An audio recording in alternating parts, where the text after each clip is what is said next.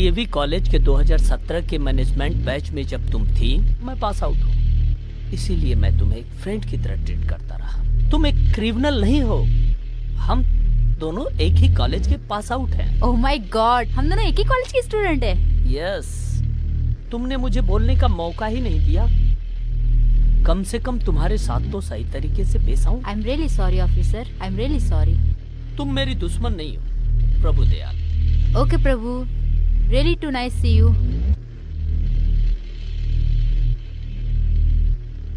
क्या तुम्हें अभी भी लगता है कि मैं दुश्मन हूँ?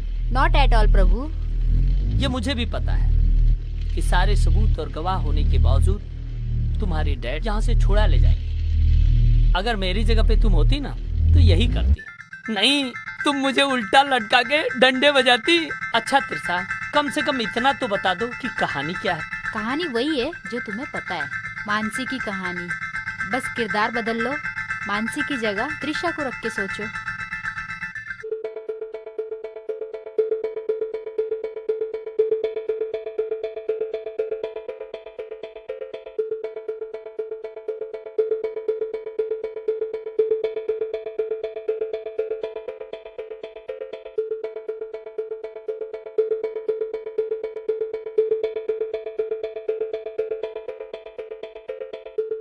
यानी कि कहानी में वो लेस्बियन लड़की मानसी नहीं, तुम हो? उस वक्त मेरे सर पे भूत सवार।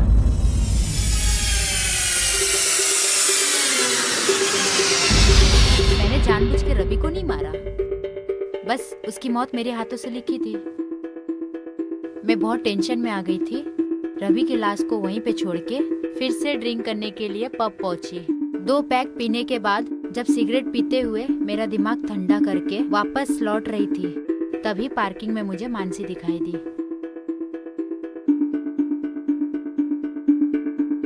कहाँ है तुम्हारा वो एसीपी? बुलाओ उसे। मेरी बेटी को अरेस्ट करने की उसकी हिम्मत कैसे हुई? कैसे हुई उसकी इतनी हिम्मत? चलिए चलिए।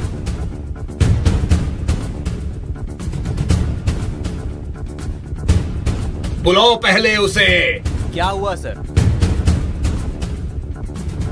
सर आप अचानक यहाँ बिना खबर किए? चलिए अंदर चलकर बात करते हैं। कौन है ये एसीपी? हाँ, आप जानते हैं वो त्रिशा मेरी बेटी है। तुम्हारी हिम्मत कैसे हुई उसे अरेस्ट करने की? गुस्सा मत करिए विधायक जी, आइए चलकर अंदर बात करते हैं। चलो।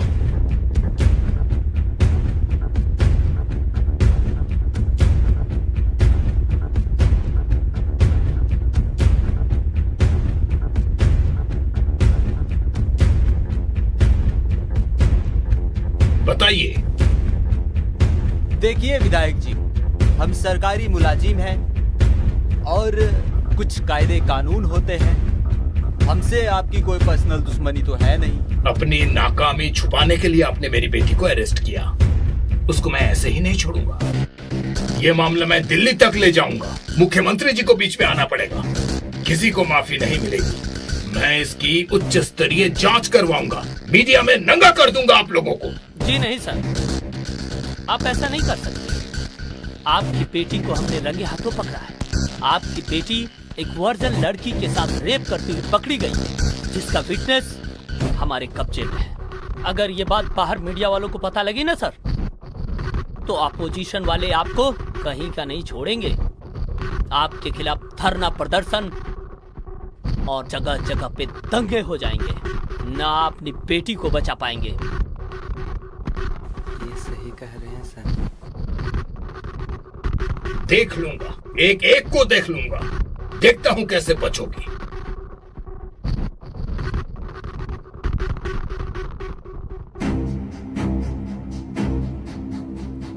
Good morning Trisha. Good morning. कल की कुछ याद है? मैं नशे में कुछ नहीं भूलती। रंगे हाथों पकड़ लिया तुमने मुझे, बट कोर्ट तक नहीं पहुंचा पाओगे। बस ड्यूटी कर रहा हूँ। कौन सा तुमसे मेरा पर्सनल खुन्नस है?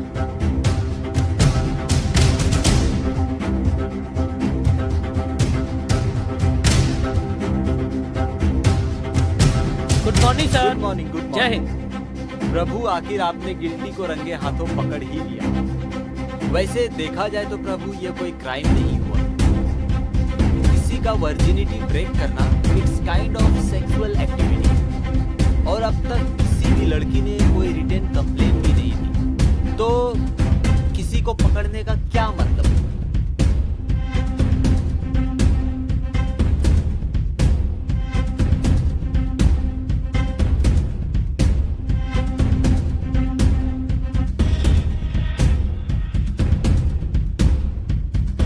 मराठे, जय हिंद सर। कृति, आई सर। जी सर। कुछ समझ में नहीं आ रहा है कि आखिर मैटर क्या है। एक इंसान है जो इस केस में हमारी मदद कर सकता है। चलिए चलिए। चलिए सर।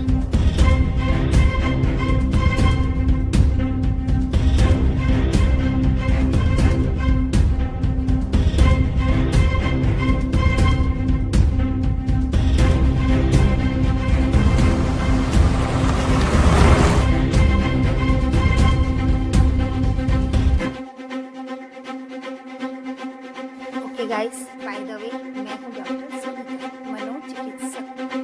इंस्पेक्टर प्रभु ने कृषा से कबूल करवा लिया कि रवि का खून उसने किया।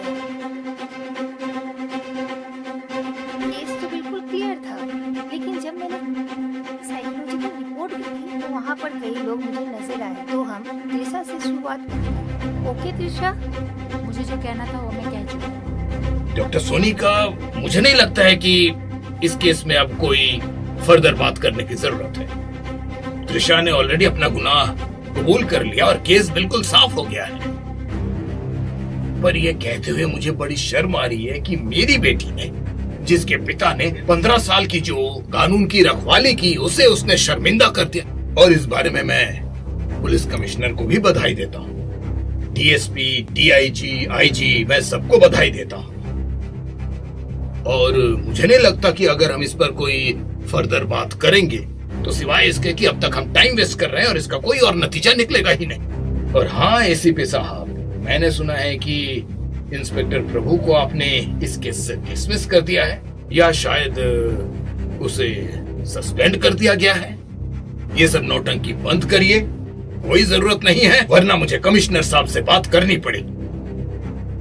दत्तात्रेय जी, सब जानते हैं कि केस क्लियर है। ये सिर्फ पर्सनल डिस्कशन, कैजुअल डिस्कशन है। ये कोई इन्वेस्टिगेशन का हिस्सा नहीं है। ये साइकेट्रिस्ट का पॉइंट ऑफ व्यू है, कैजुअल डिस्कशन है। लेकिन क्यों? ये कैजुअल डिस्कशन भी क्यों? क्योंकि मैंने कहा था।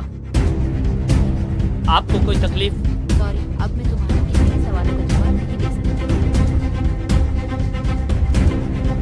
अगर मैं ये कहूं कि रवि का कत्ल तुमने नहीं, किसी और ने किया है, तब भी? व्हाट? त्रिशा, तुम मुझे ये बताओ, उस रात क्या, कब और कैसे हुआ? Please clear it. मैं उस दिन दीप्ति को घर पर लेकर आई थी। हम दोनों बेड पर आए।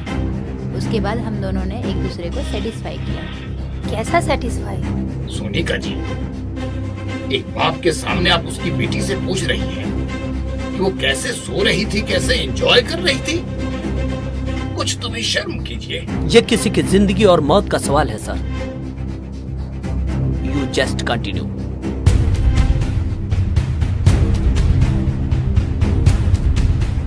त्रिशा जी, उस रात में दीप्ति के साथ यहाँ बेड पर थी।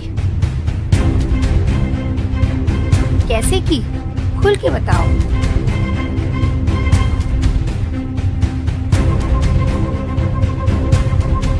तुम ऐसे थी और दीप्ति तुम्हारे ऊपर थी?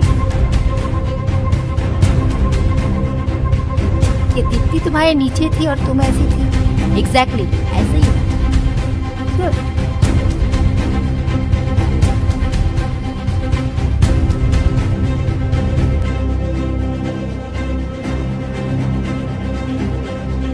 फिर तुमने रवि को कब देखा? जब मैं लेफ्ट साइड में पलटी तब देखा रवि दरवाजे पे खड़ा था। फिर? फिर मैं बेड के नीचे गई और उसे जाने के लिए बोला। बट वो नहीं गया। मेरे पास आया तभी दीप्ति जाने लगी। मैंने उसे रोका पर वो नहीं रुका। एक मिनट, दीप्ति की बात बाद में, पहले ये बताओ रवि तुम्हारे पास कहाँ तक आया? वो यहाँ तक आया, फिर हम दोनों की बहस होने लगी। फिर मेरा दिमाग खराब हुआ और मैंने उसे धक्का दिया और वो उधर गिर गया। वो कहाँ गिरा? जी, वो यहीं पे गिर गया था और उसके सर से खून निकल रहा था और वो मर गया। तुमने चेक किया था क्यों मर गया? जी, मैंने देखा वो एकदम साइलेंट हो गया था। फिर तुमने क्या किया?